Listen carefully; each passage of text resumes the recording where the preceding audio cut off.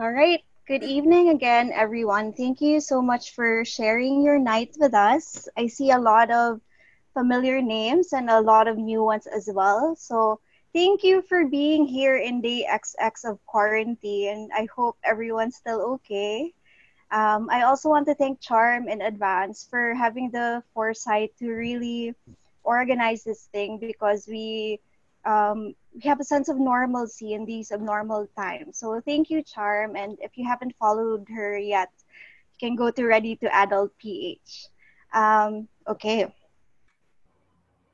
So before we start, I'd just like to share a couple of disclaimers, just so we're aligned on what to expect in this presentation or in this discussion. So, number one, I'd like to share with you that branding doesn't really have a lot of hard and fast rules because it sits between the boundary of art and science. So, there are things that you can strategize, for example, and there are things that are completely creative. So, in that sense, there aren't a lot of hard and fast rules. So what I'm going to share with you now are a lot of general tips, a lot of generalizations. But let's say if you have a specific condition or if you have a specific issue about your company or about your brand, let me know because we can always set aside meetings. So that's the wonders of Zoom. So number two, we're also going to tackle first what to say before learning how to say it. So what does that mean?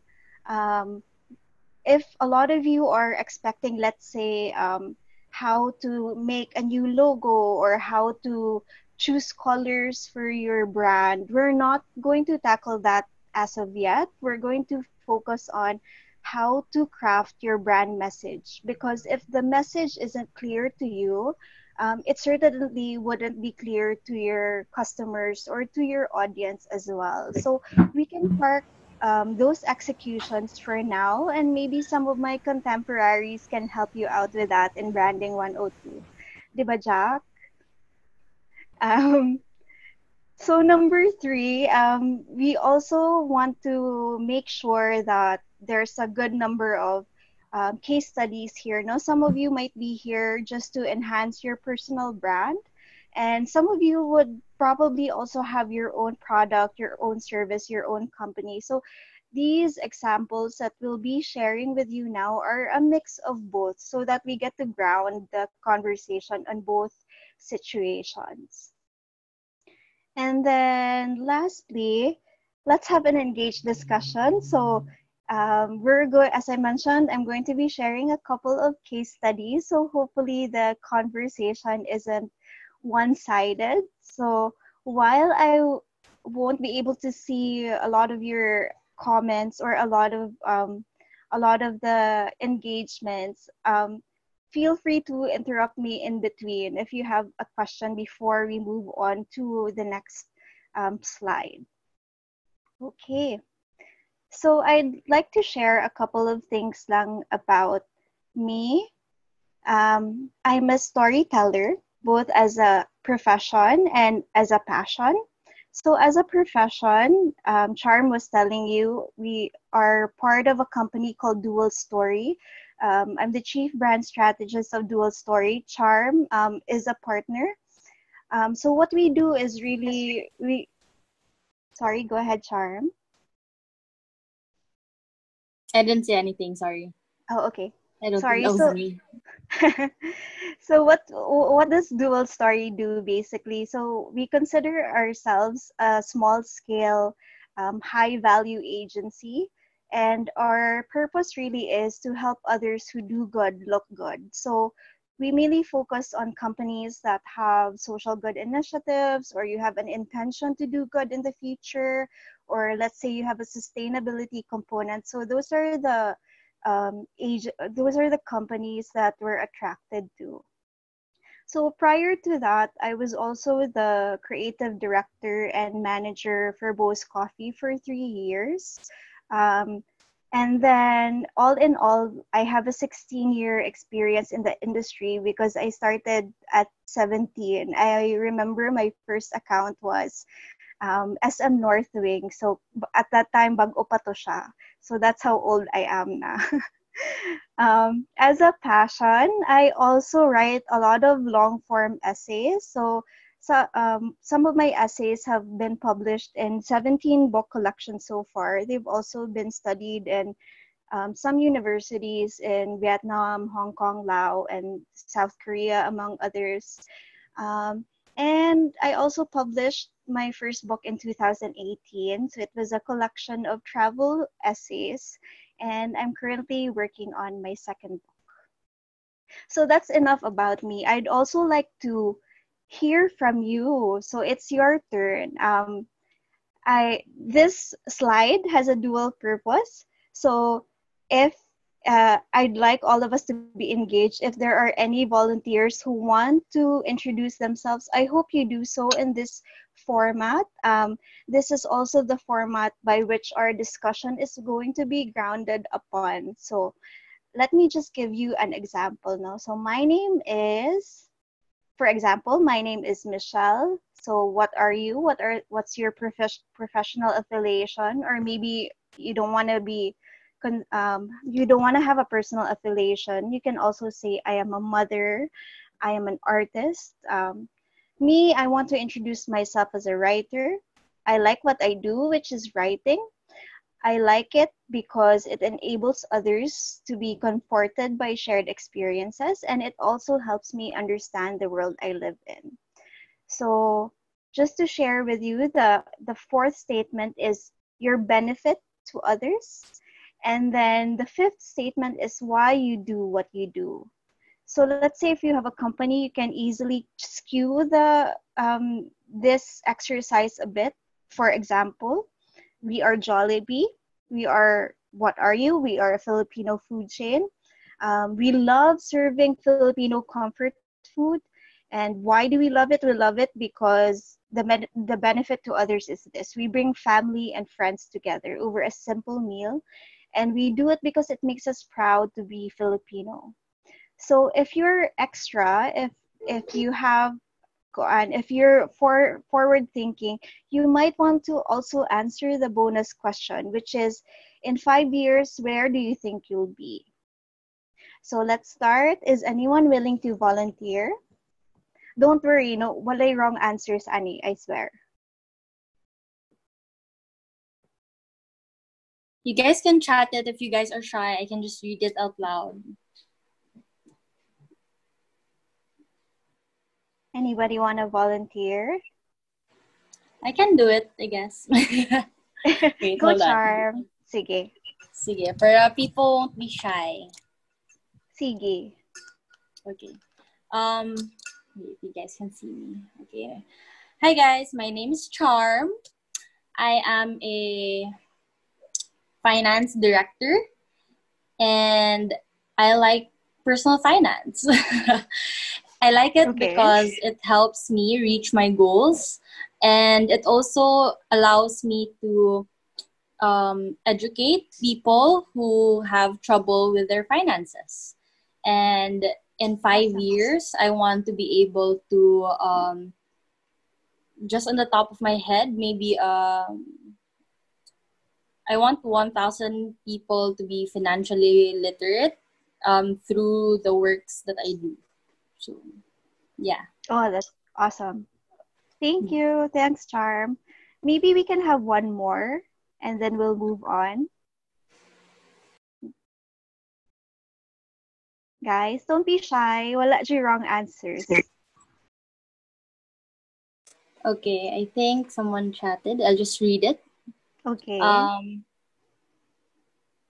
My name is Nika. I'm a copywriter and I like writing because I know that through this profession I can share myriad of things. Yes. Awesome. Bonus question, wala. Someone also, they're I think they were typing pa, Mitch. That's why. Okay. My name is Justin. I am a nutritionist dietitian. I like introducing food as medicine to people and help them become healthy through food. I like it because I can help people achieve their health goals, feel good about themselves, and it gives me a sense of fulfillment as an advocate for food as medicine. Okay, and then also someone here said, "My Nice. name is Iona. I am a licensed interior designer and an artist where, when in the mood, sorry, I like creating and designing. I like it because, sorry, someone's mic is, okay.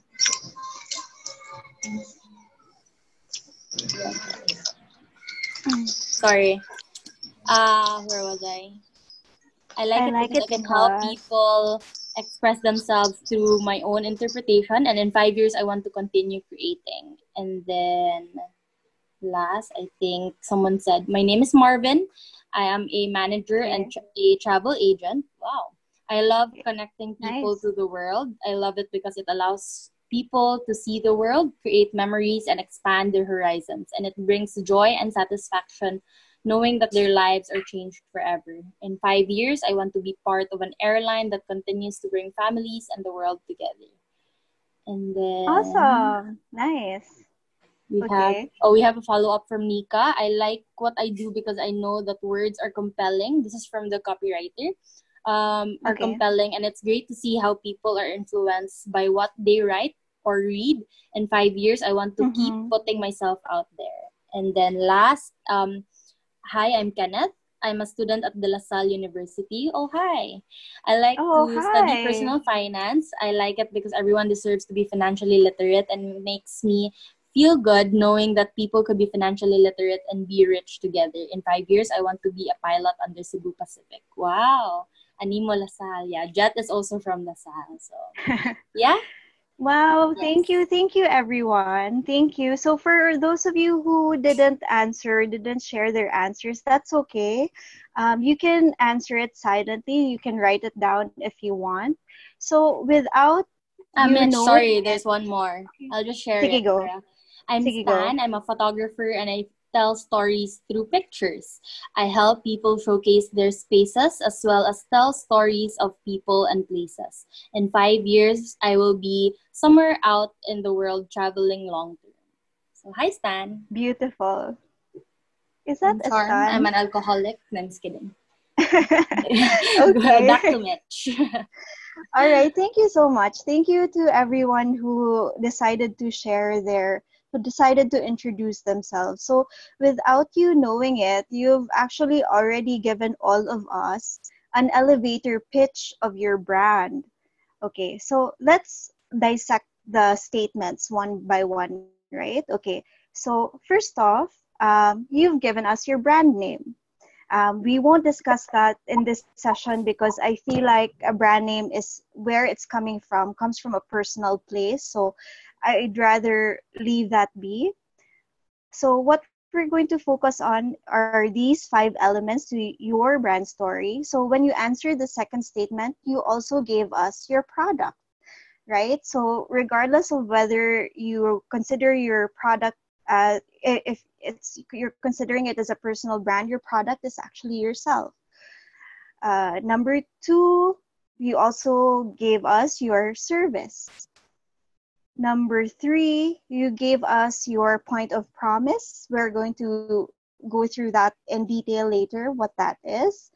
And then number four, you gave us your purpose, whether that's a personal purpose or that's your company's purpose. And then lastly, number five, can anyone guess what this is? I think this is one of the easiest. Number five is your vision. So where do you want to be in a couple of years? So let's keep that in mind. There's the product, there's the service, there's your promise, there's your purpose, and vision. So PSPPV.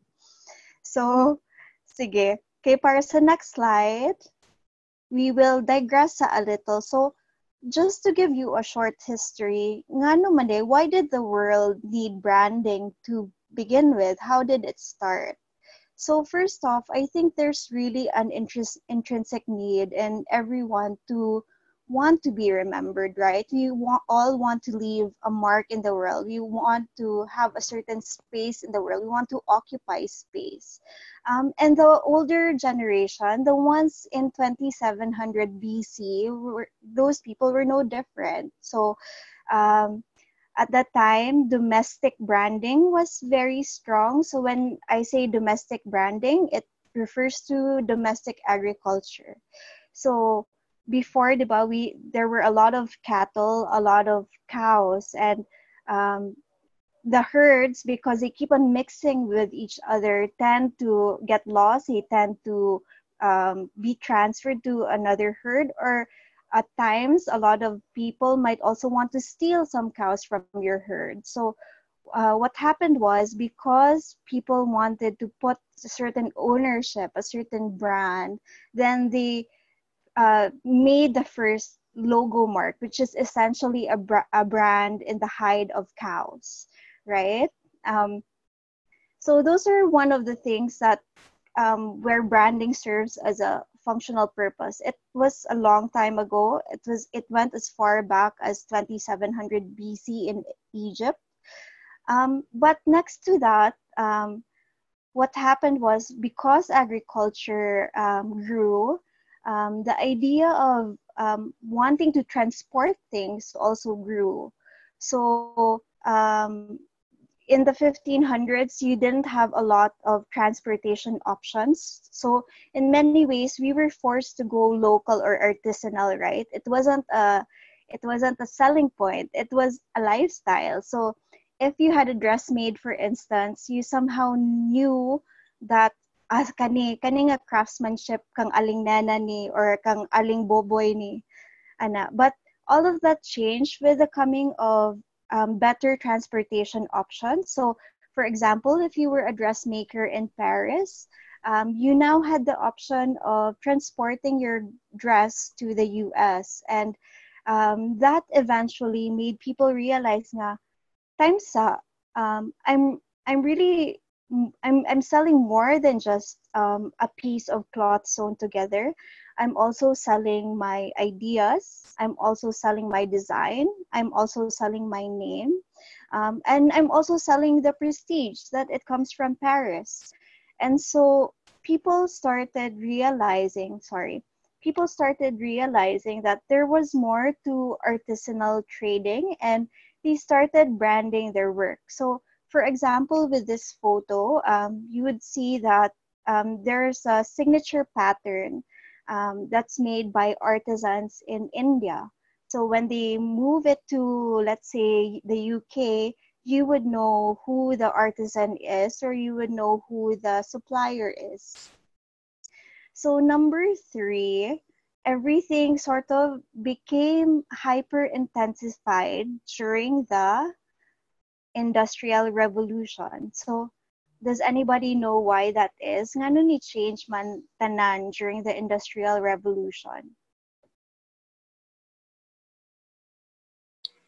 Someone said mass production, competition. Mm-hmm. So Right? yeah. Awesome, right? Yeah. Because what Mitch, happened by the when, way, sorry, yeah? there are non-Bisaya speakers. Oh, Yeah, sorry. they are Yeah, that's Tagalog, right. and yeah, so yeah, it's okay. Continue.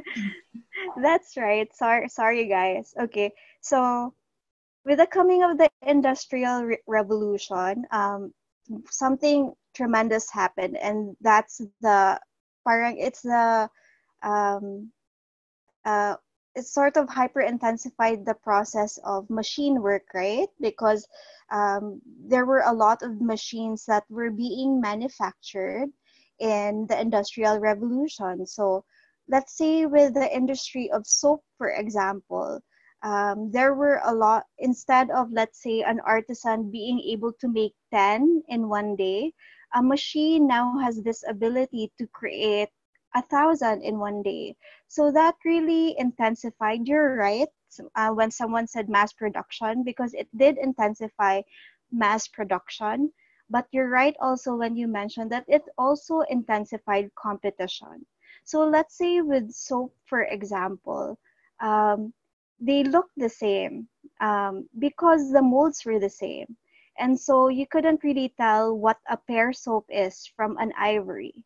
So people really started to find ways on how they wanted to make themselves different. And they realized that but what they can do is to sell to a particular market, not to sell to everyone, but to sell to a certain segment. So let's say with this example, with pear soap, for example, they really marketed to babies. So they were the first to use terms like skin soft like a baby's, diba? Fun fact, this is also the time when soap operas started, because soap operas were really a marketing ploy to get a lot of the domesticated women on board. There were also soaps, for example, that were sold to African Americans, and this continued on all the way to the 1980s. So with the 1980s, for example, there's not just mass production, but what we call mass consumerism. People started to buy not just for purpose or not just for function, but really for emotion. So there are terms coming out now that you wouldn't normally hear from artisanal trading, like terms like oh, I want to buy a new shirt today because I feel sad, or this shirt doesn't feel like me anymore, so I'm going to buy a new one. When it was the time of artisans, most people only had three shirts. And when you died, those shirts became an inheritance to your children.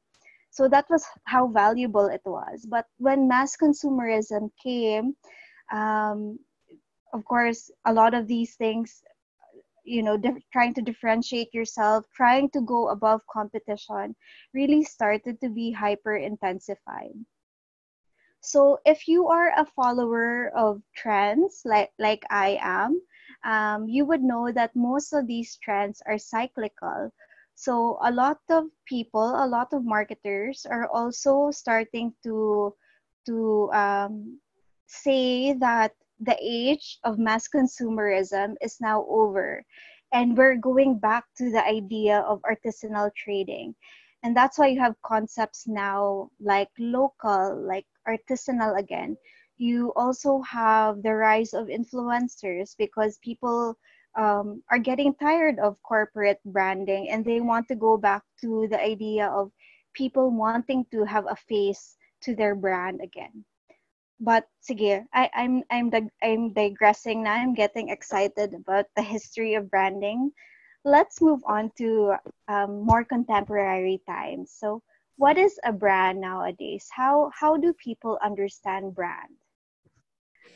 Yes. So number one, brand is also your image. It's the face of the company.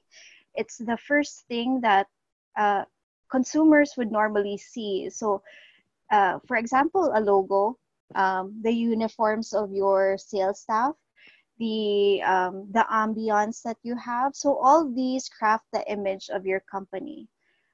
For those people who said perception, you're right.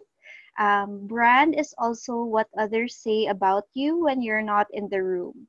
So as much as we think that we have control over the whole process of branding ourselves, but part of it is also what others think of you. So even without saying anything, some might say nga, she's sungit or she's snobbish, and that's you not saying anything or not doing anything. So it's also part of how others have a perception, or how others already have a preconceived notion of you. And lastly, brand is also a promise. So it's an agreement between you and the customer. So the customer, might say to the store, for example, that, hey, give me high quality products. In return, I will advocate for you. Or whatever that is, whatever the company's promise is. So the company might give you prestige, give you connection, give you a sense of community, and in return you advocate for it. So in a sense, it really is a mutual bond between the both of you. So what is branding then? Branding is crafting your image, perception, and promise deliberately. So the keyword here is really deliberately, meaning it was a conscious choice. It was something that you made for you to be able to drive an act. Okay, so let's go to number one. What's number one again? Number one is our product. So does anybody know what a product is?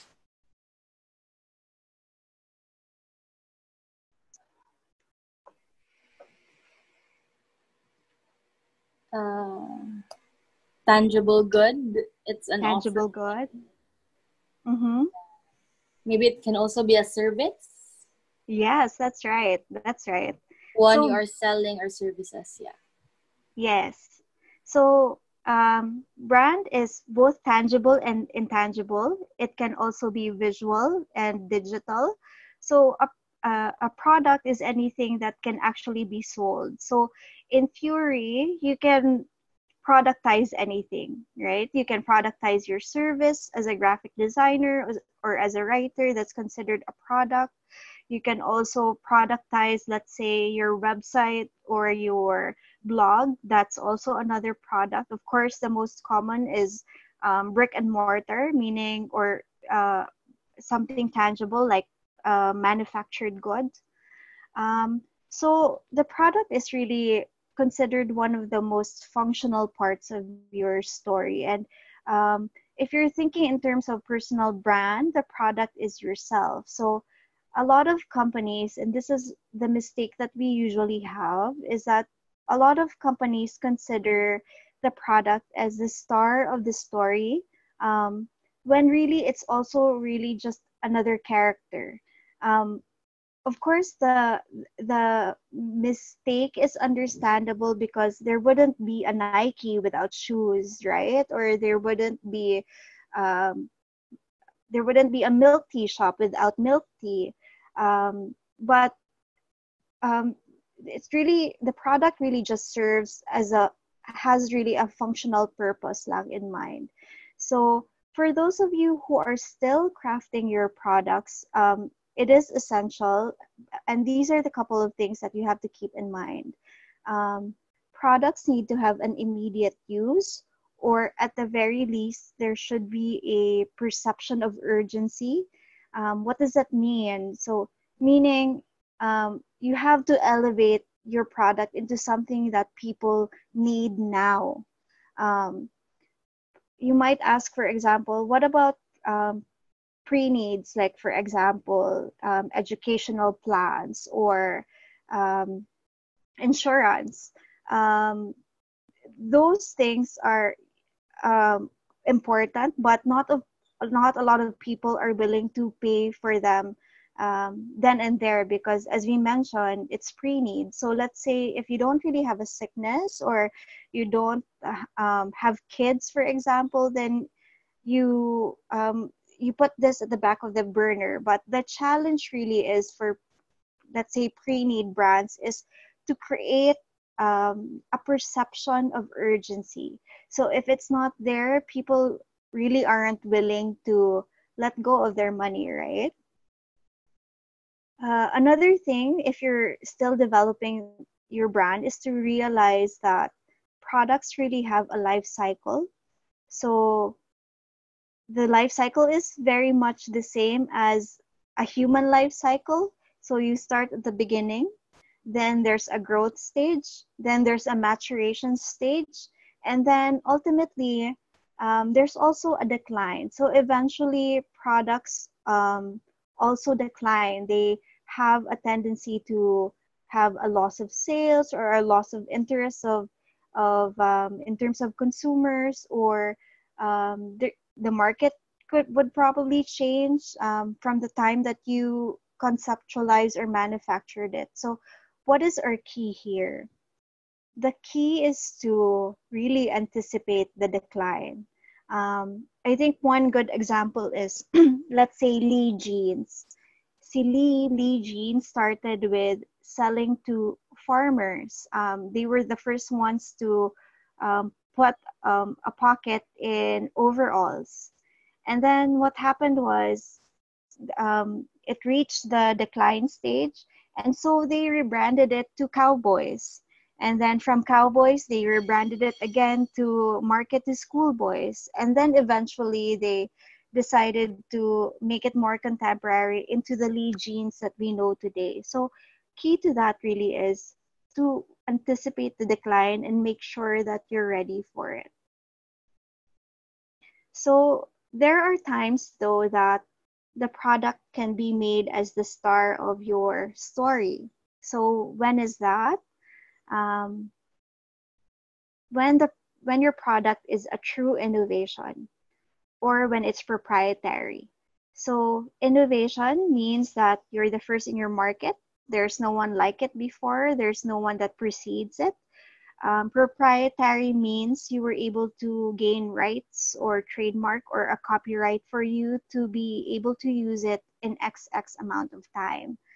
Um, so a lot of people, for example, mistake innovation with a derivative. So a derivative, for example, is something where um, a product is already existing in the market, and let's say the manufacturer or the marketer just decided to elevate it or improve it. So in that sense, it's not an innovation, but it's a derivative.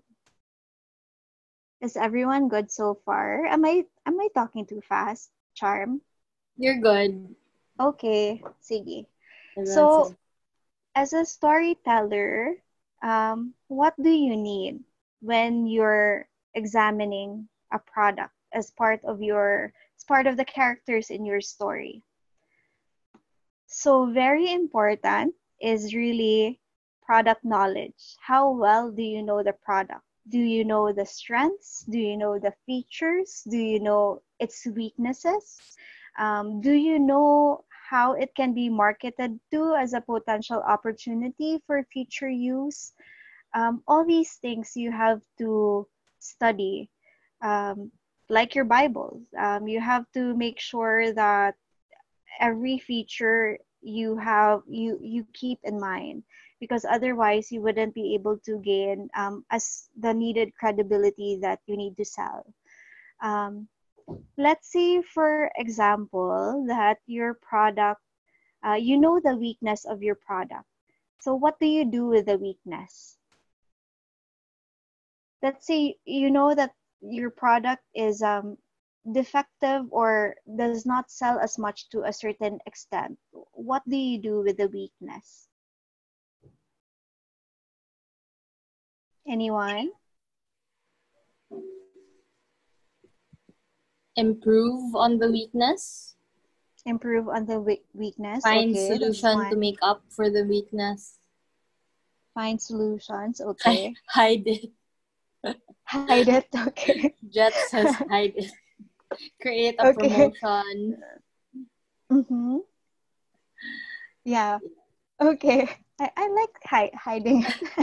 So yeah, that's a common reaction, right? Like if you have a flaw, even with us, even as people, if you have a flaw, the immediate response is really to hide it, or like, okay, I want to improve it first before I put it out in the market.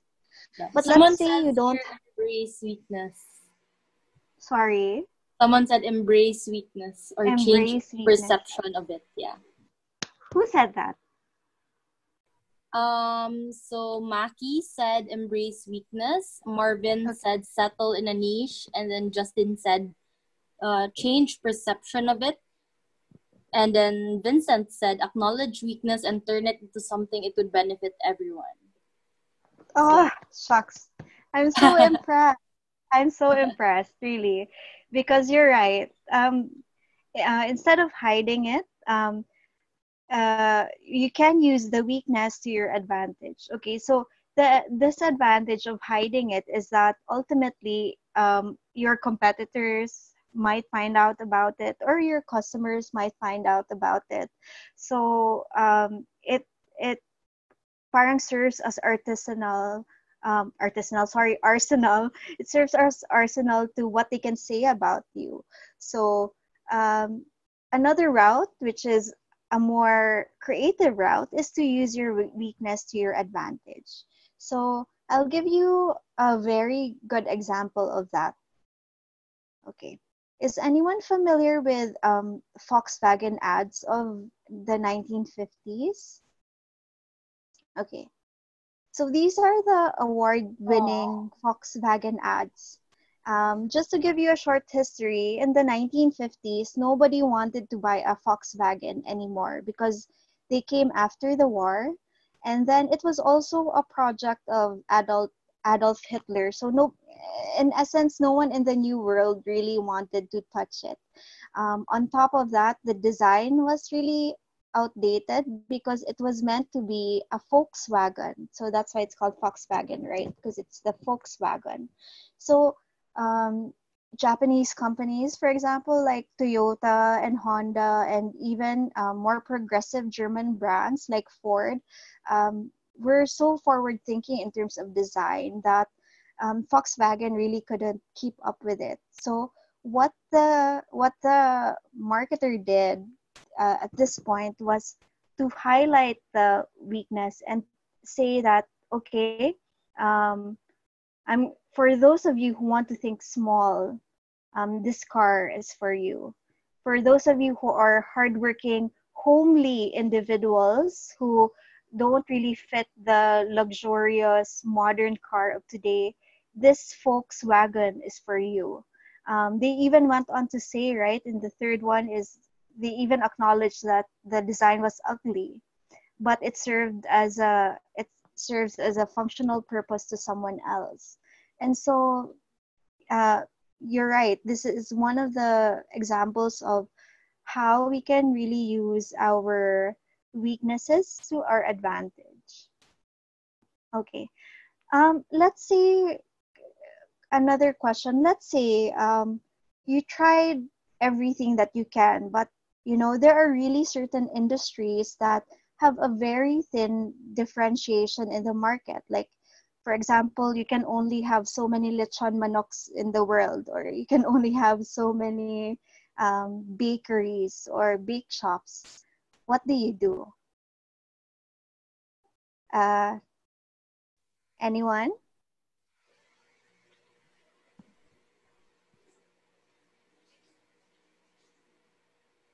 To set themselves apart, Mitch. Yeah.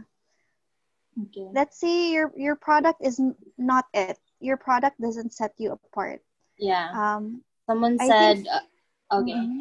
the Okay, go quality ahead. of service can be a differentiator. Awesome.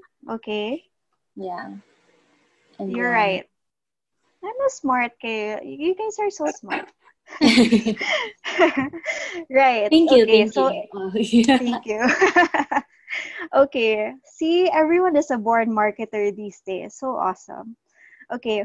So if your product isn't working for you, then you can go to another character, an underrated character in your story, and that's really the service, right? So what is service? Service is work rendered to someone else. That's it. Um, so many of us have probably had this experience, and confirm to me if you have. So let's say you went to a store and spotted something that you like. You really love this item. Like you like the look, it's in your size, it's in your color, it's in your price range. So the product really ticks all the boxes. But then you ask assistance from the staff, and instead of helping you out, one, they either ignore you or they give you a snide remark, like, let's say, and this happened to one of our clients, like, um, ma'am, sure ka that's the item that you like? That's medyo mahal baya. Um, Again, you really like the product, but what are the chances of you purchasing the product? Has anyone tried this experience before or had this experience before? Sounds like a scene from Pretty Woman. Have you guys tried Someone like says I'd still buy it anyways, regardless. okay. I mean, if How you're about there for to the buy rest? something, you're gonna buy it, I guess. And then someone also said I wouldn't buy it. Okay. For that someone who wouldn't buy it, like why wouldn't you buy it? Yeah. Why wouldn't you guys buy it? Sounds like the luxury stores. Luxury Some stores, right? it would remind me of that bad experience every time. The item would Mm, remind you, I guess, him or her. right. Okay. Yeah, makes sense. Okay. That's true.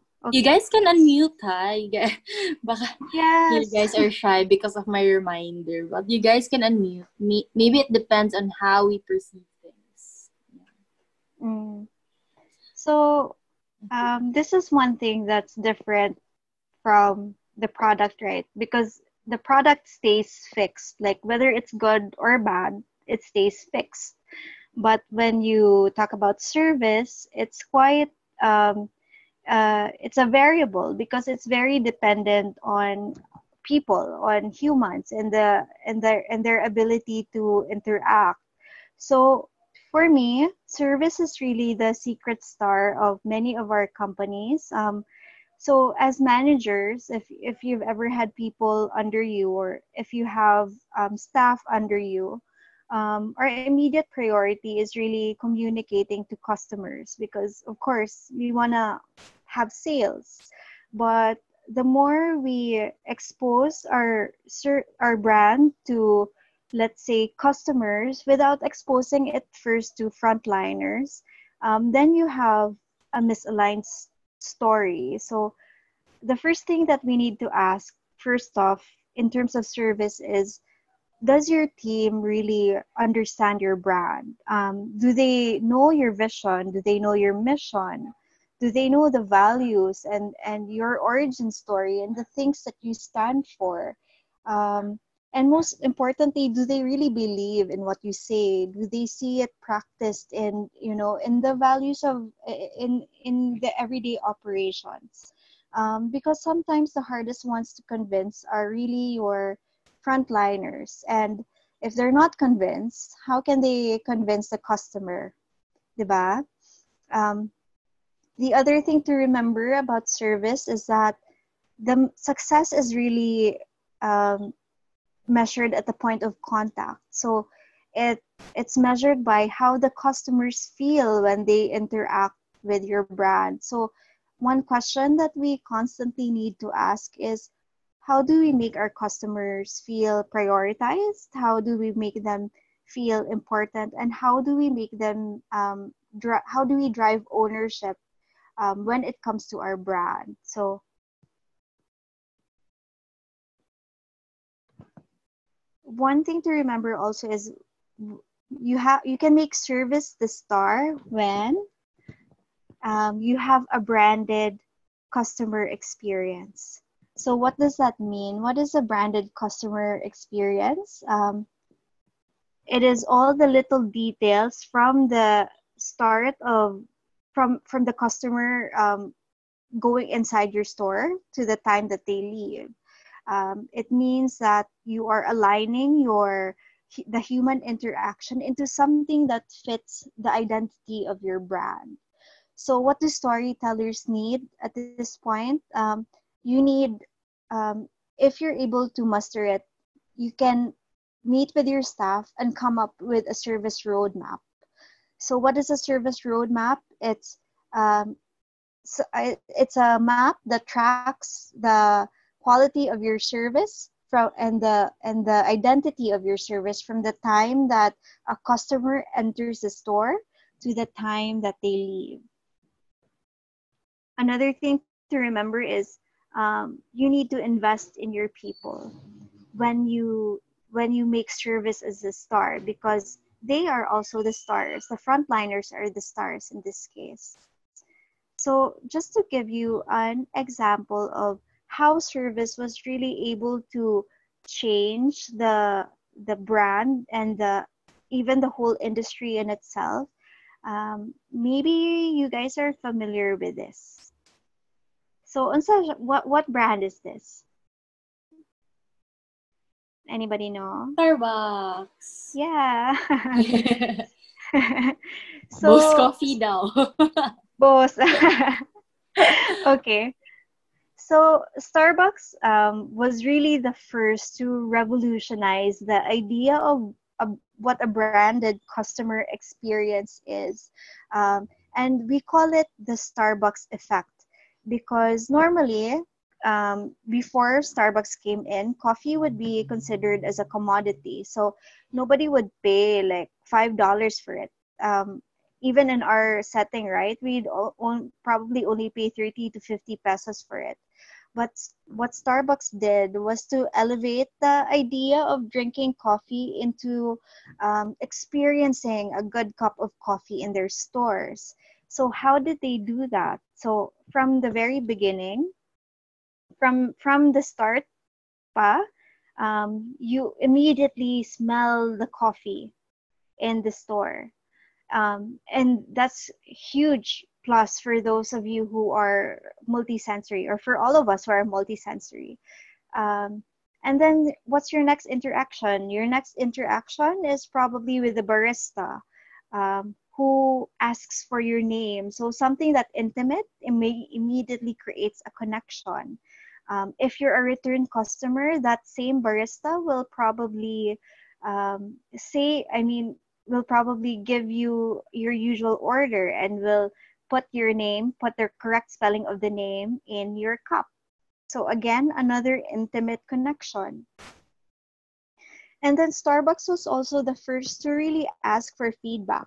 So it also gives a sense of community, a sense of ownership in terms of branding that, hey, okay, we really are made important. We really feel prioritized because they're asking us how they can improve the system for us.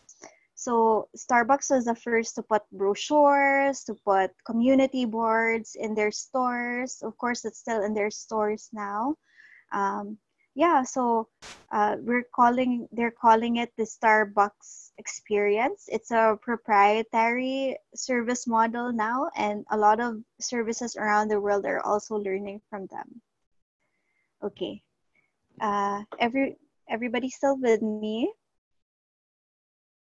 Yes, I am. Okay. What about the rest? Okay, what's the next one? Does anybody remember? Guys, Anybody do you guys remember? remember? What's next Mankonobe sa five elements of the Promise. story? Yes. The promise? Okay. Very good. Okay. So what is a promise?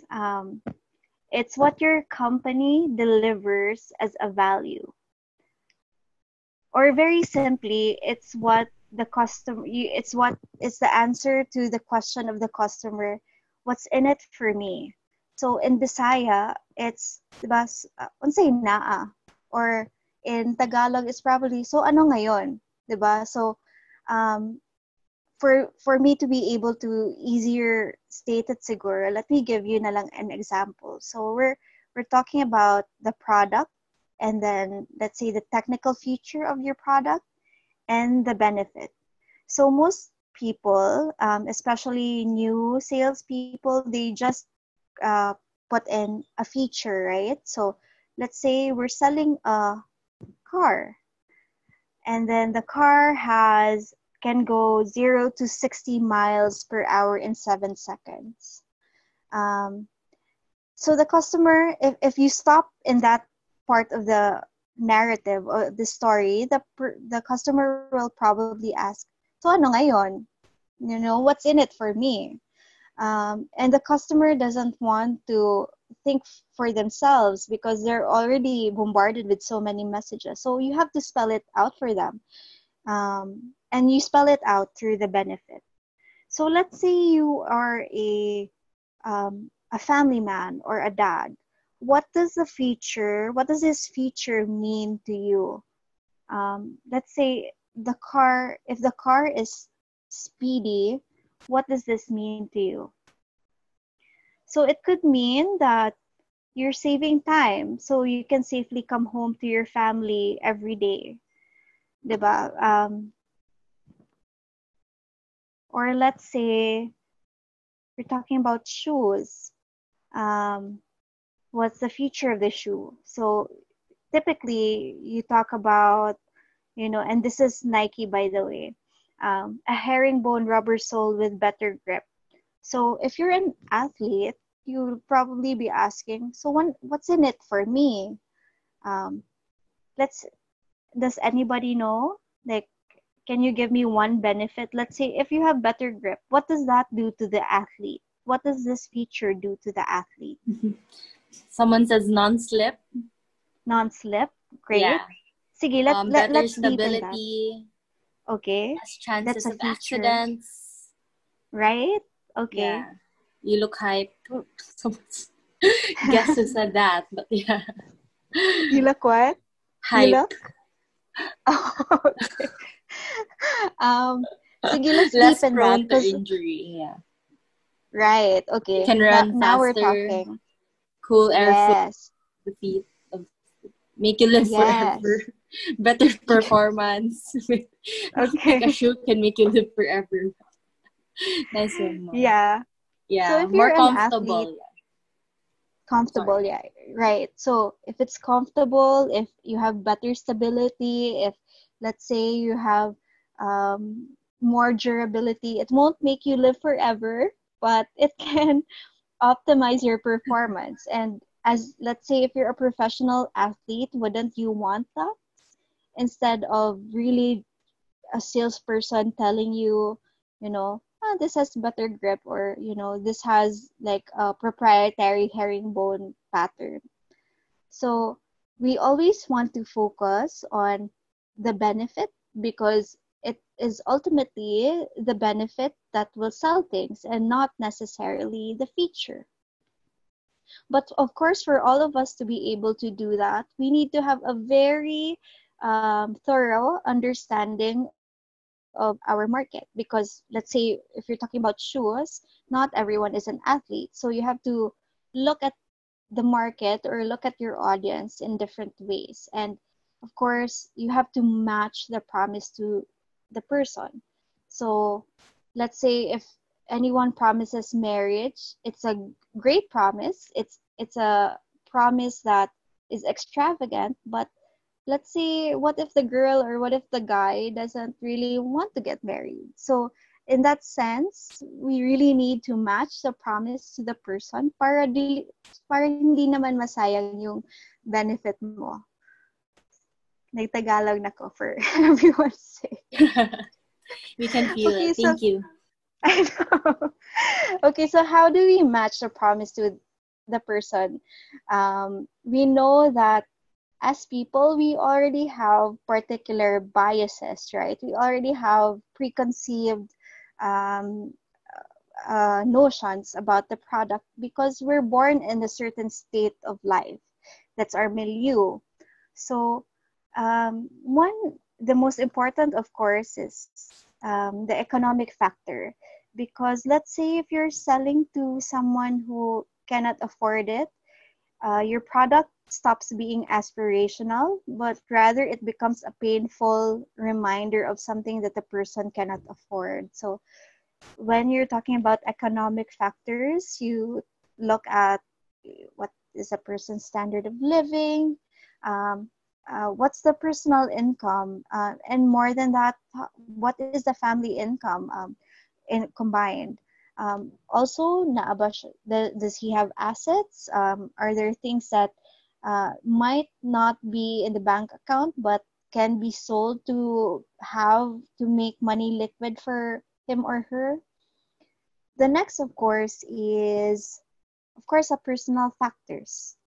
Things like, what is the age? Do they care about health at this age? What's the occupation? Are they sedentary? So in that sense, they're not really about athletic performance. They're after something else. What's the lifestyle? Of course, what's the personality? Okay. Next is, of course, your cultural factors. As Filipinos, are we um, what is our preconceived notion about health, and what will sell it for us. Will it be a Westerner standpoint of health, or is it an Easterner standpoint of health? So we have to check those out. Of course, the social class, what the person's role in the social class is, and whether he or she is an opinion leader, or whether um, or if that's not the case, which opinion leaders does he or she listen to? And then, of course, last but of course definitely the most important, it's really the psychological factor. It's the motive of the person. So you're looking at things like perception. As I mentioned, they might already have a good or bad previous experience with the brand. Motivation, lifestyle, attitude, how involved are they? Yeah. Sorry, any questions so far? Are we good? Yeah, we're good. We can We're do the good Q&A then. later. Yeah. Sige. Okay, we're almost there. So if there's anything that we can take away from this discussion, I really want us to take away the fourth but the most important part, which is purpose. And why do I consider this as the most important part? Because it's usually the part that is that's not prioritized. It's also the part that people have a hard time looking upon.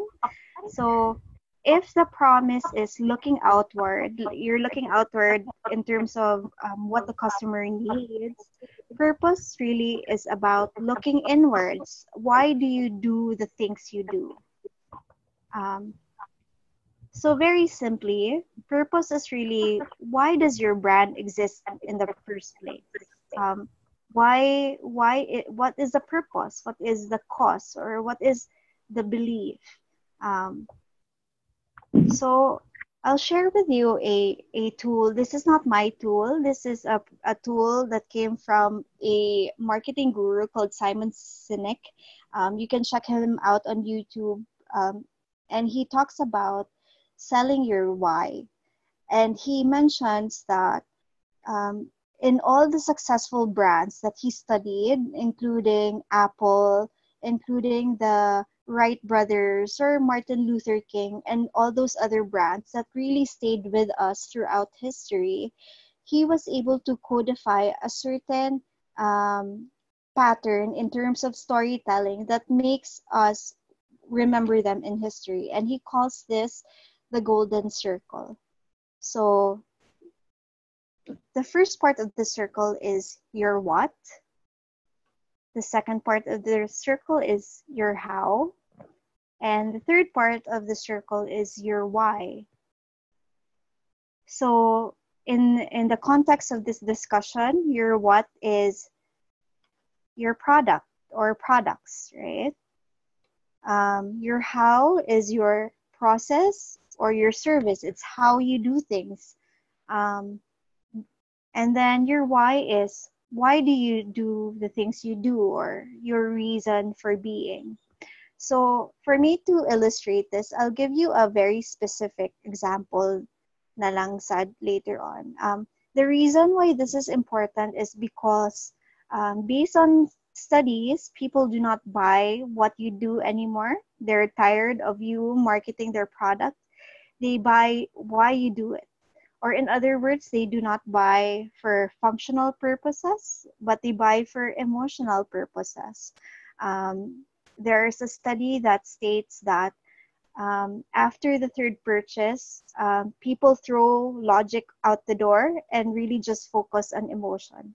So the first purchase of your product, for example, is probably like people really just trying your product. It can be an experimental or an accidental thing. The second purchase is when you are probably validating if your presumption during your first purchase was correct. But then your third purchase, by the time that you get to your third purchase, you're probably already sure that you like the product, that you've made a promise with the product already. And most of the successful brands sell through their why, and that's where emotional resonance comes in. So, as I mentioned, I'll give you a very specific example. This is not mine, but Simon Sinek's as well. So, we're looking at a product called uh, a product that everybody knows. It's Apple, right? So, if Apple was like every other product out there, this is probably how Apple is going to sell it. So Apple will probably sell it from the outward to the uh, inward. So let's say Apple will probably say, "Hi, we make great computers.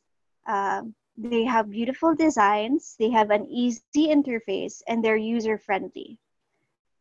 And they probably will not reach the why anymore. But what Apple did was to go inward out. So this is what Apple did. Hello, everything we do is about changing the status quo. We believe in thinking differently. And how do we do that? We do it through beautiful designs, we have an easy interface, and it's user friendly. Now, what are we selling? We just happen to be selling an iPad, an iPhone, an AirPod, a, a Mac.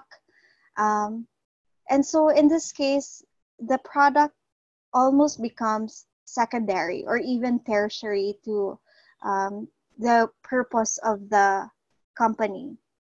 I'll give you later. I'll share with you two videos. These videos are two different Apple ads. One is from the 1970s, uh, when Apple started, and then the next is in 2016. Now, the first is 30 seconds long. The second video is about 50 seconds long, so I hope you're still with me. But what I want you to take away from these videos is really to see that even if they span, if there's a difference of 30 to 40 years, the message of Apple remains the same. Okay, so let's watch it together now. This is the first video. Okay, sige. Let's go to the second one na lang. Anyway, the second video doesn't have any words. It's really just a visual sensation. You'll notice the product came at the very last part. Right. Okay. So even if these videos span like 30 years, they're 30 years apart, the message remains the same. And I think that's also the power of if you come up with your own purpose statement, if you really take the time to understand why you do the things you do as a personal brand or as a company, because ultimately that's what will bring your company stability. So ideally, the purpose statement does not change. It should be future proof. And while everything around your company will change, the purpose statement remains to be the same. So just to give you a couple of examples on how you can craft your purpose statement, I'll give you the statement and maybe you can guess what the brand is in this case. So this brand's purpose statement is to make people happy. Can anybody guess? They also have the happiest place on earth. Is that McDonald's, Marvin? Disneyland, Disney. Disney, right? Land. Okay. Yeah. Right. It's So Disney. very simple, right? Their purpose in life is really just to make people happy. Okay, let's do the next one. To experience the emotion of winning. Okay. Clue. Lotto, This. casino. Okay. Okay. So Clue, this brand really changed the industry of sports brands. Someone Kobe said Nike. Bryant used to be Nike, Nike, yeah. right? Okay. Wow. Okay. The goddess of Very victory. smart. Ah, Okay, let's go for the last one. So this last one, it's not a very common brand to us here in the Philippines, but in the US, they have superstores all over the yeah. US. And Walmart. their purpose statement is to give ordinary people the chance to afford the same things as rich people. Sorry, Costco, somebody said Walmart, Target, Walmart, Home Credit. Walmart. Yeah, It's Walmart. Walmart. Yeah. Good job, So guys. it's even in their tagline. Yeah. Good Save job, money, Pete. live better. Okay, so we're almost done.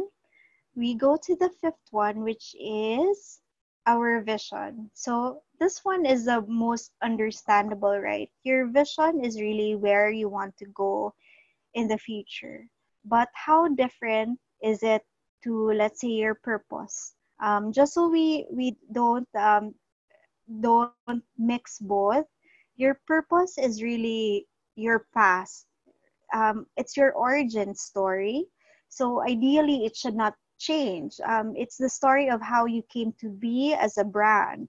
So kana siya, in a sense, you don't have a choice. It's a thing that you accept. But with vision, for example, it's about talking about your future. So in this case, it should change because once you achieve a dream, you need to choose another dream to achieve.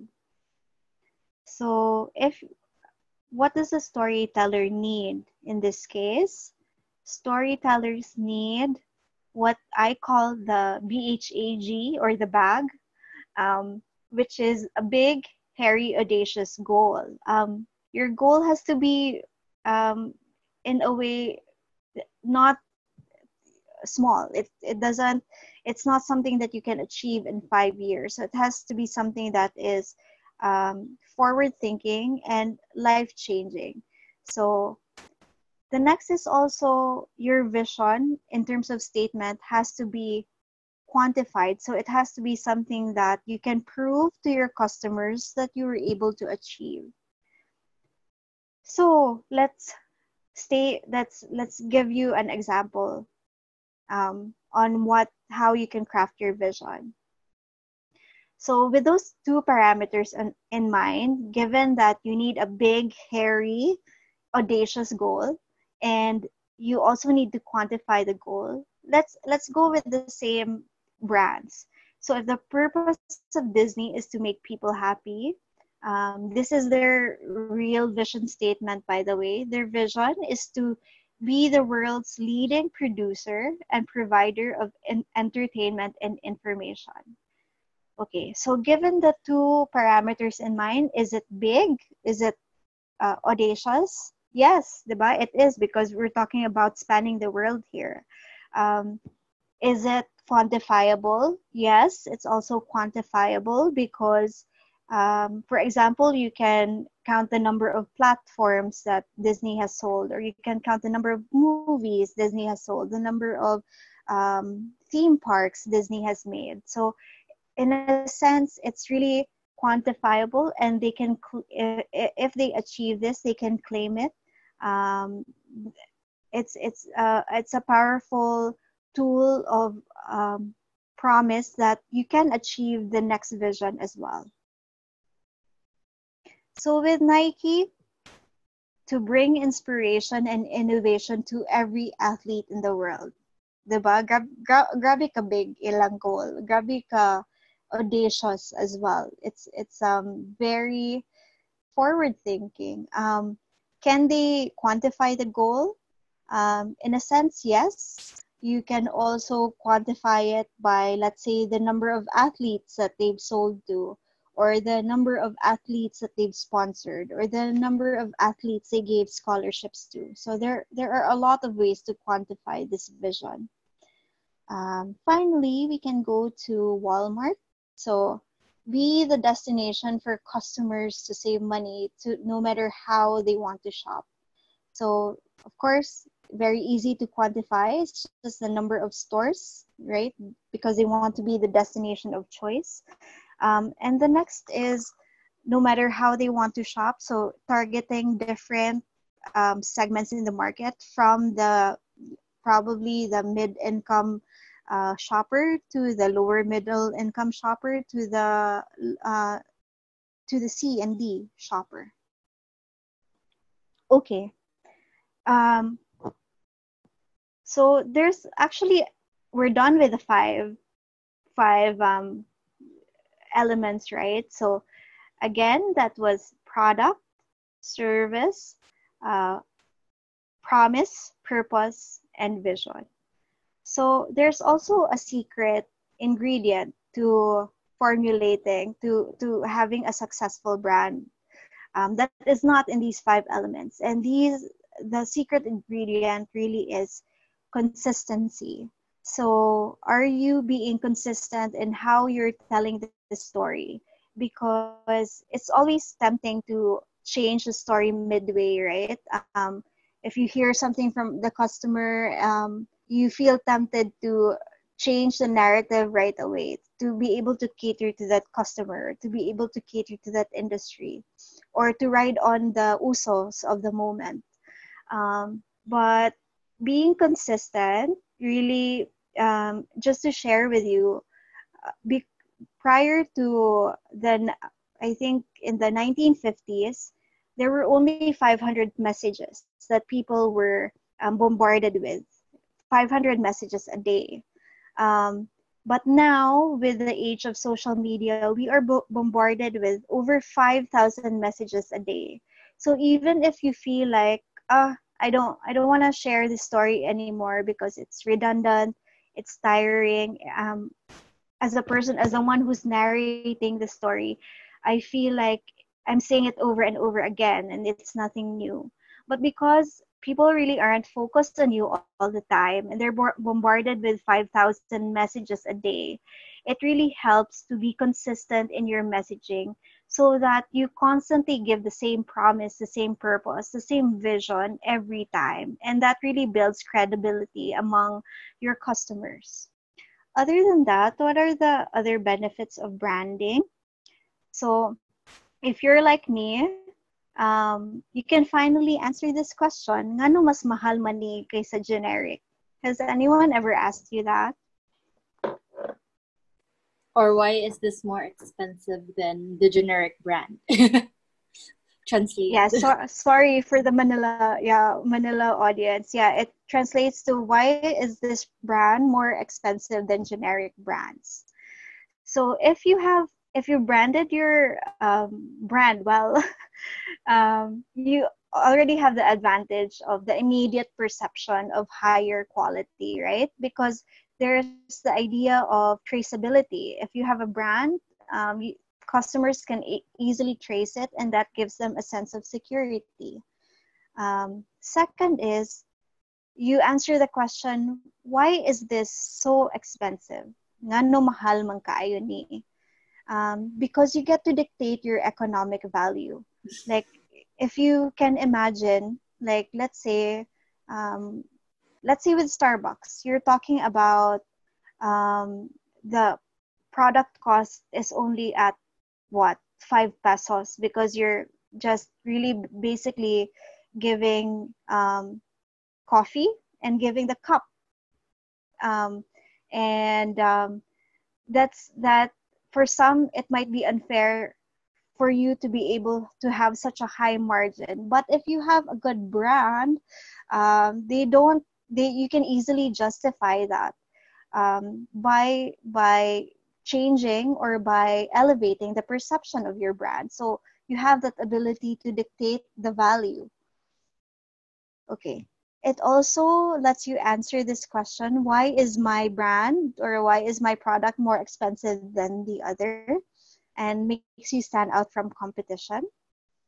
And then, very important, it also gives you a sense of control, right? Because you don't want to let your reputation or let other people's perception just be the only voice when people say things about your brand, you also want to put your foot in so that you make sure that you control the narrative and it's not dictated by anybody else. Last and more importantly, you finally have an emotional resonance with your customers. They're able to say, "Hey, I trust you. I'm with you. I've got you." So that even when conditions are volatile, like let's say in these times, for example, where the market isn't what it used to be, they still have a certain emotional you still have a certain emotional hold on them, and ultimately that really builds customer and even team loyalty over time. So I won't run through this, but in the next phase, let's say if you're already at branding 102, if you've crafted your message, if you're sure about your message, then you can go to really executing it. And there are a lot of ways to skin the cat. You can, of course, make your logo, make a website, do social media marketing, do advertising both online and offline, do public relations or press relations, and that, or also content marketing. So yeah, there are a lot of mediums to choose from. So before I close off, and we're at the third to the last slide, I think. Um, is there such a thing, for example, as over branding in the time of COVID? Like are brands, or some brands, for example, being opportunistic in these times when the market is volatile? I think it's a question of intention. So if you are a brand and if you have the ability to communicate, the rule always is to over communicate. You can share your efforts, however small, so that it also brings stability not only to your brand but also to your team. But if you can't, and this is where I was saying there are no hard and fast rules. If you can't do it because, let's say, you're focusing on holding onto your team, or you're focusing on really just having a psychological rest before you communicate to the outside world, um, don't jump into the bandwagon. You can hold off on your communications so that you can craft it well. And then when it's time for you to release it, your brand is all the better for it. Okay, so just to close off this discussion, I really want to make an appeal to everyone. All of us want to be remembered. I think that's one thing that we can all agree on. We want to leave a mark in the world. We want to have a lasting memory in the world. But I think the one important thing to ask ourselves is, and you have the time to do that because um, people are on a reflective mode, is how do you want to be remembered? And this is ultimately the question that branding answers. It's a big question and it's intimidating. I understand. And I think that's why people are scared to write their story, to craft their story, because we don't want to overthink things. We don't want to overthink what we need to say before we say it. I remember one of my writing professors who used to tell me that if I wrote anything but there was no thought or insight behind it, he would insult me by saying, "Ah, okay, you don't know what to say. You just want to say it." And I think that's the trap that many of us are usually face nowadays, especially in the age of social media, when you don't know what to say, but you immediately go into the automatic mode of saying it.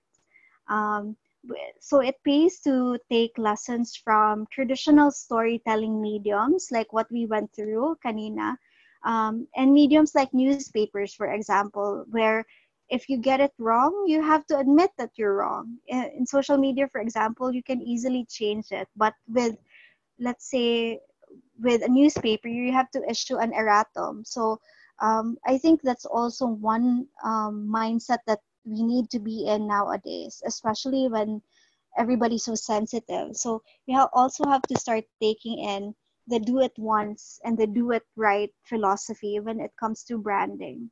So it's okay for all of us not to be able to figure out all the pieces in the story.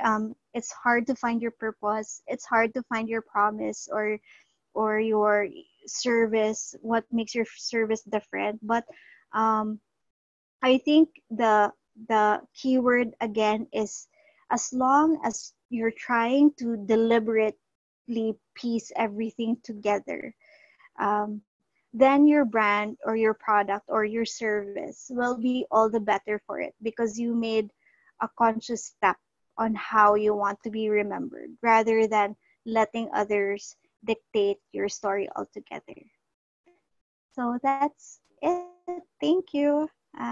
Please feel free to follow us on Instagram and Facebook, or if you have any questions, you can email us as well. Thank you, everyone, for your time.